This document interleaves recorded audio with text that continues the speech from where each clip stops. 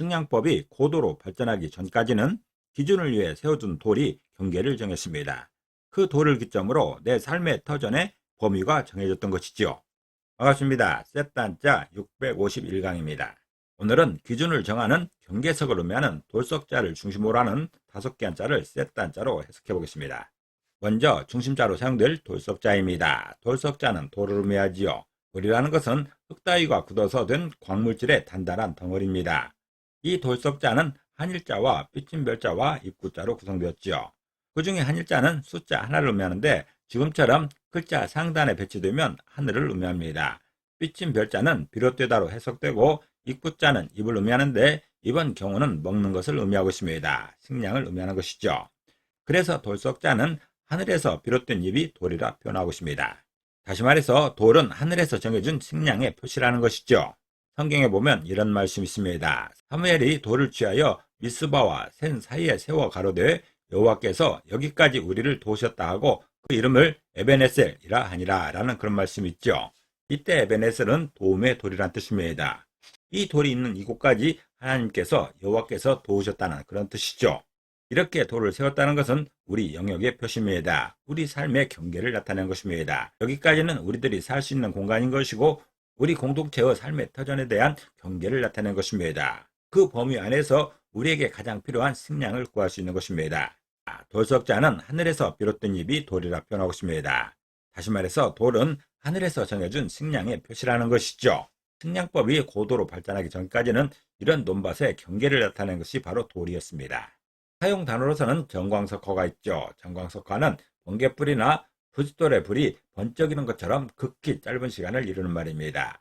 또 석탑이나 석유를 할 때도 돌석자가 사용되고 있습니다. 중심자인 돌석자에 또 하나의 부수를 추가할 때마다 또 다른 한자를 만날 수 있습니다. 이것이 바로 세트 한자입니다. 돌석자가 포함된 첫 번째 관련자는 굳을확자입니다. 굳을확자는 굳다는 뜻도 있고 단단하다는 뜻도 있습니다. 굳다라는 것은 흔들리지 않을 만큼 힘이 강한 것이죠. 이 굳을확자는 돌석자와 지붕면자와 세추자로 구성되었습니다. 그 중에 돌석자는 돌을 의미하는 것이고 지붕면자는 지붕을 의미하고 세추자는 새를 의미하고 있습니다. 그래서 굳을확자는 돌에 묶인 지붕 위의 새가 굳다라고 표현하고 있습니다. 다시 말해서 돌에 묶이면 새는 더 이상 날지 못하는 것이죠. 움직일 수 없다라는 것입니다. 이렇게 새가 지붕 위에서 돌에 묶여있다라 치면 이 새는 더 이상 날 수 없습니다. 아무리 좋은 날개를 가졌다 하더라도 더 이상 날아갈 수가 없는 것이죠. 그 자리에 굳게 됩니다. 굳을확자는 돌에 묶인 지붕 위의 새가 굳다라고 표현하고 있습니다. 다시 말해서 새가 돌에 묶이게 되면 더 이상 날지 못한다는 그런 의미입니다. 더 이상 움직일 수 없는 그 상황을 굳을확자로 설명하는 것이죠. 사용 단어로서는 확고부동이 있습니다. 확고부동은 확실하게 단단해서 흔들리거나 움직이지 아니하는 것을 말하고 있습니다. 또 확인이나 확실하다고 할 때도 굳을확자가 사용되고 있습니다. 두 번째 관련자는 갈마자입니다. 갈마자는 갈다는 뜻이 있죠. 갈다라는 것은 단단한 물건에 대고 문지르는 것을 말하고 있습니다. 이 갈마자는 삼마자와 돌석자로 구성되었습니다. 그 중에 삼마자는 3입니다. 3배를 말하는 것이죠. 돌석자는 돌을 의미하고 있습니다. 그래서 갈마자는 돌로 3배를 만들려고 갈다라고 표현하고 있습니다. 다시 말해서 3을 갈아서 옷감을 만드는 모양을 갈마자로 설명하고 있습니다.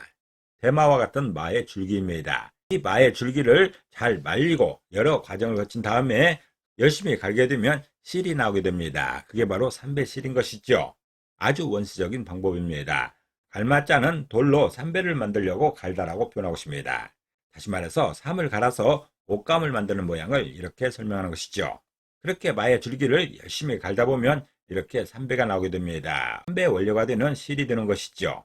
사용 단어로서는 소마세월이라는 말이 있습니다. 소마세월은 갈아서 없어지는 세월이라는 뜻입니다. 하는 일 없이 헛되이 세월만 보낸다는 뜻이죠. 또한 연마나 마찰을 할 때도 갈마자가 사용되고 있습니다. 돌석자가 사용된 세 번째 관련자는 푸를벽자입니다. 푸를벽자는 푸르다는 뜻이 있죠. 이 푸를벽자는 임금왕자와 말할백자와 돌석자로 구성되었습니다. 그 중에 임금왕자는 임금, 왕을 의미하는 것이죠. 말할백자는 말하다는 뜻이 있고 돌석자는 돌을 의미하고 있습니다. 그래서 푸를벽자는 돌 같은 임금의 말이 푸르다고 표현하고 있습니다. 다시 말해서 단단한 돌처럼 단호한 임금의 말은 서술처럼 푸르다는 것이죠. 임금의 한마디는 생사여탈권이 있습니다. 모든 백성에게 똑같이 적용할 수 있는 것이죠. 권위 있는 임금이 단호하게 말할 때 그 말의 무게는 서술처럼 퍼렇다는 그런 뜻입니다. 이때 푸른 것은 파랑색의 푸른 것이 아니라 그 말의 무게를 말하고 있습니다. 푸를 벽자는 돌 같은 임금의 말이 푸르다고 표현하고 있습니다. 다시 말해서 단호한 임금의 말이 서술처럼 푸르다는 것이죠. 아주 무섭다는 그런 뜻입니다. 사용 단어로서는 상전벽해가 있습니다. 상전벽해는 뽕나무밭이 변하여 푸른 바다가 되었다는 뜻이죠.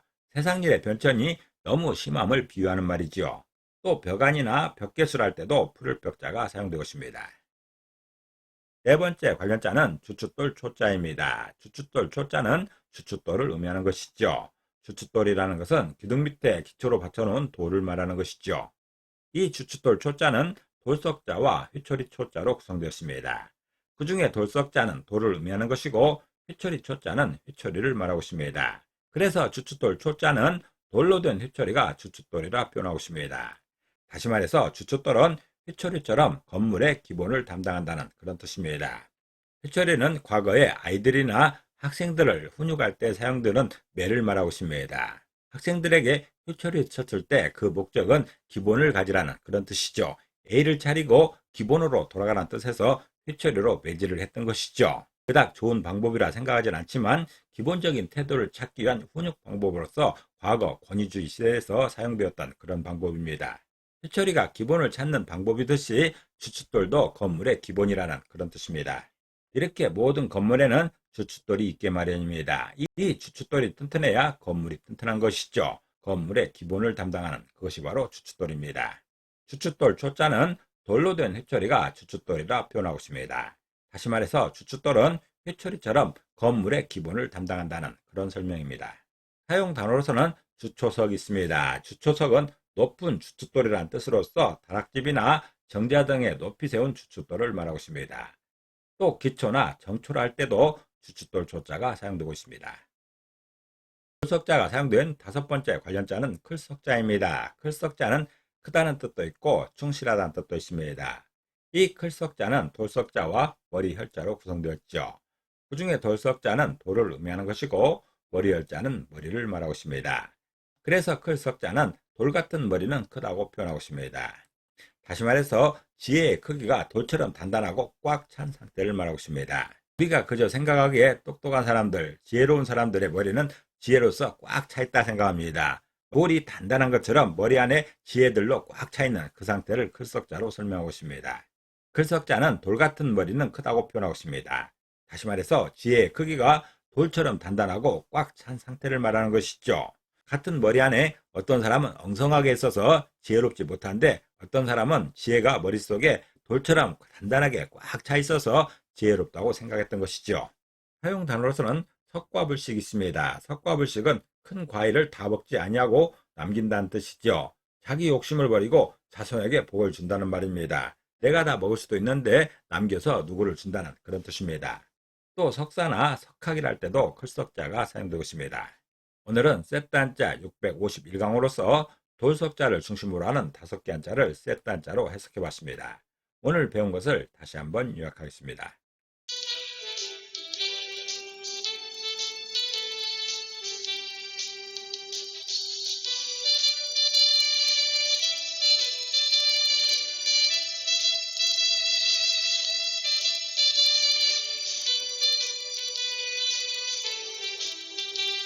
오늘도 평안을 기도합니다. 감사합니다.